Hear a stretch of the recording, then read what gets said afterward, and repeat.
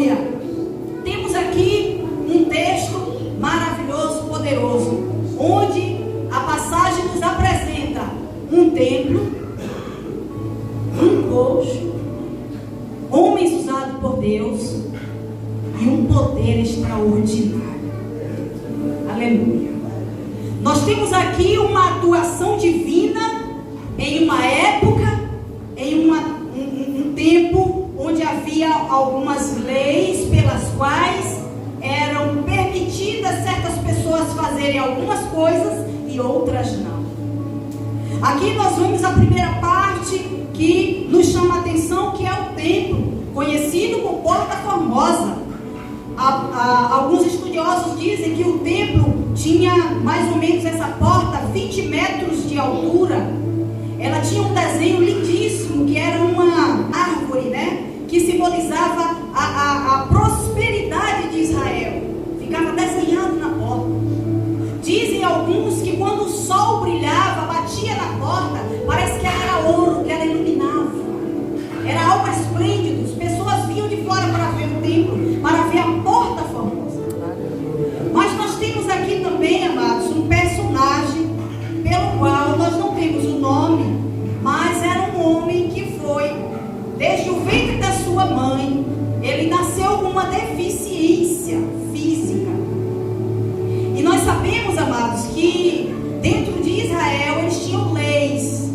E essas leis que o próprio Deus colocou lá no Levítico, a gente vai ler, que diz o quê? Que algumas pessoas tinham permissão de entrar no templo, mas se a pessoa tivesse uma deficiência não podia entrar.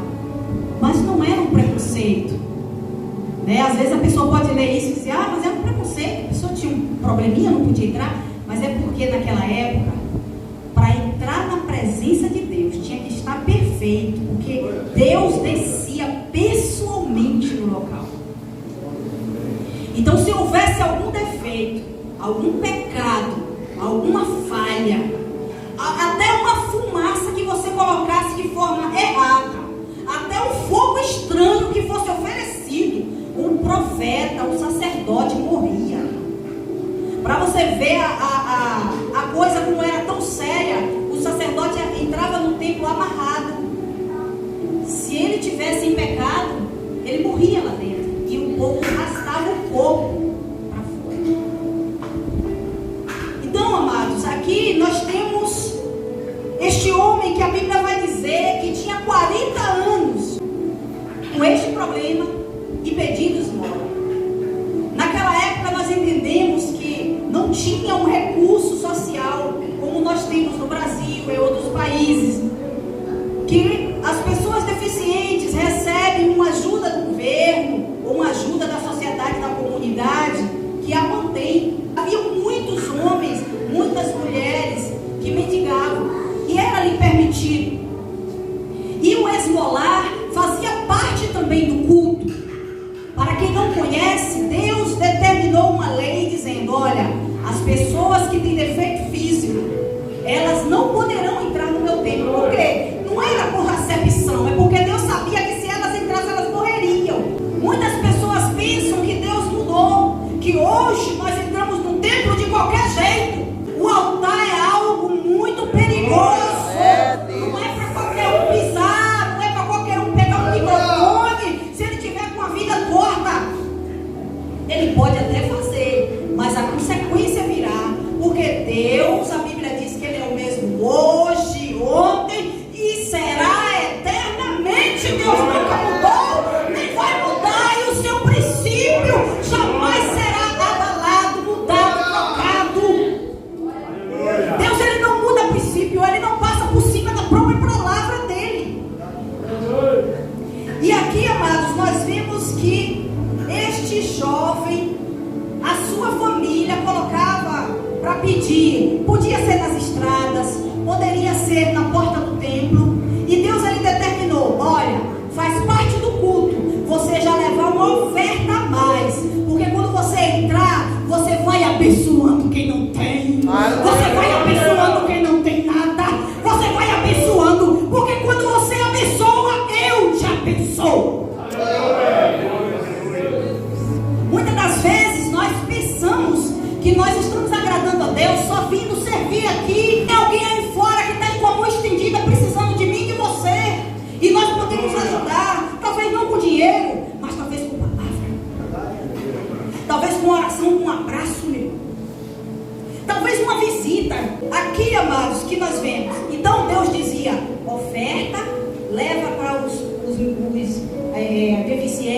aleijados, coxos, cegos, leprosos. Tinha outra lei, saía de dentro da cidade para morar fora, porque a lepra pegava, e a lepra era algo perigoso.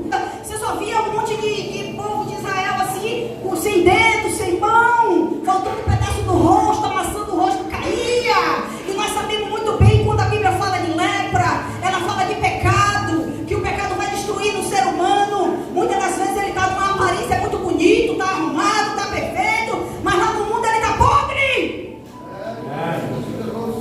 Mas a igreja está sã, a igreja está viva, a igreja é celestial, a igreja recebe do céu para passar para quem não tem. Aqui estava esse homem, 40 anos, e ele não tinha outro destino.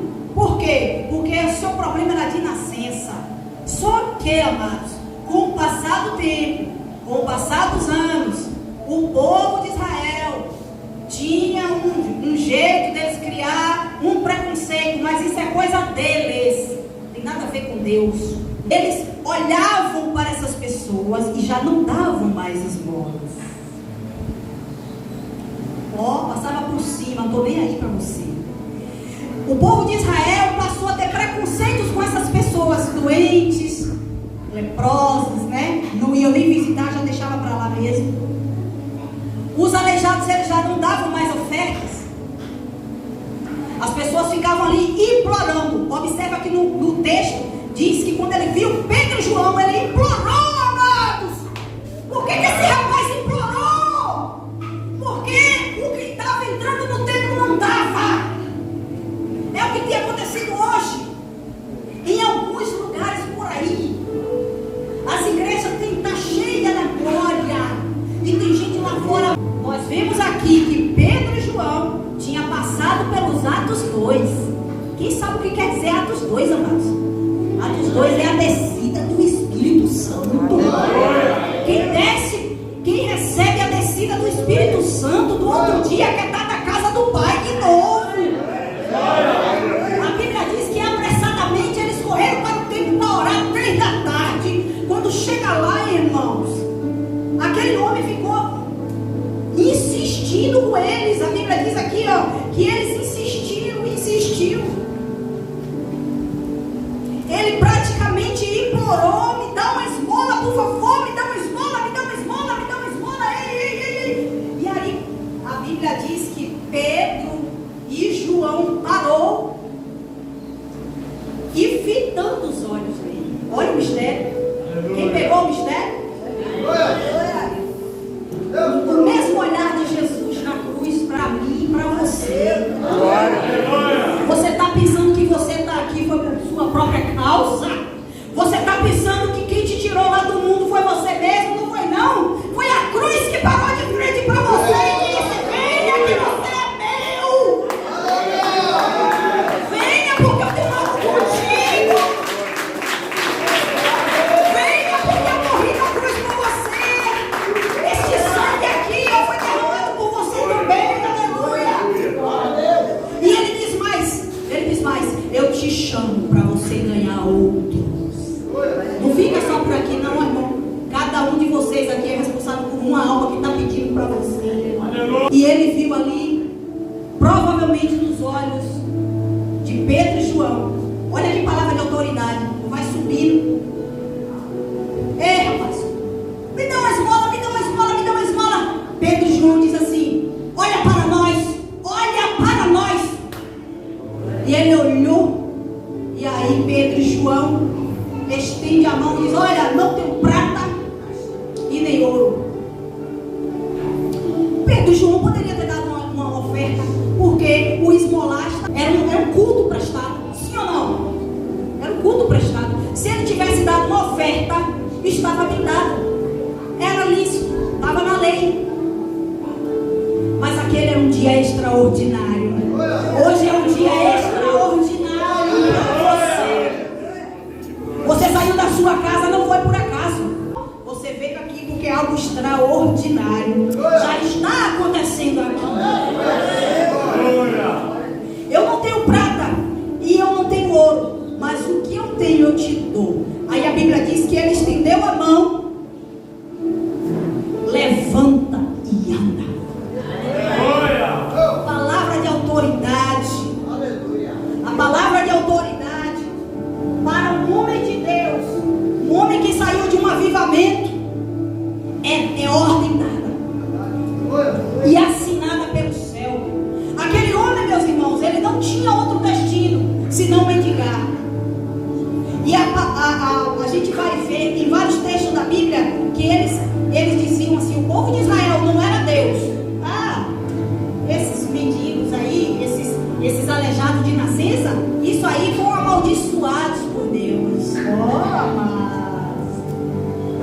para não amaldiçoar nada do que ele criou. Era assim que eles falavam, meus irmãos. Ao invés de dar as ofertas que Deus deixou na lei, dê as ofertas, entre no templo, porque uns podem, outros não. Por quê? Por causa da presença do Pai. Não era por outra coisa. Era para proteger. Mas eles faziam o quê, ó? Esses aí são amaldiçoados. A gente não pode olhar quem está lá fora e dizer, esse daí não tem mais jeito. Nunca diga essa palavra na tua boca. Você é Pedro e João, meu irmão. O homem e a mulher de Deus têm autoridade na boca. A palavra de Deus diz que a boca da gente, ela serve para abençoar e para amaldiçoar. Se você fala que é amaldiçoado, e se você falar que essa pessoa vai ficar de boa?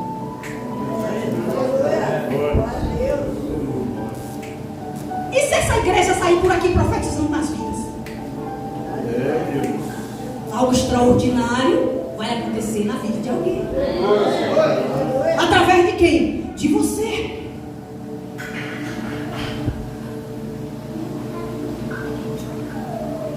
Algo incrível aconteceu naquele dia. E todos olharam para aquele homem. Todos.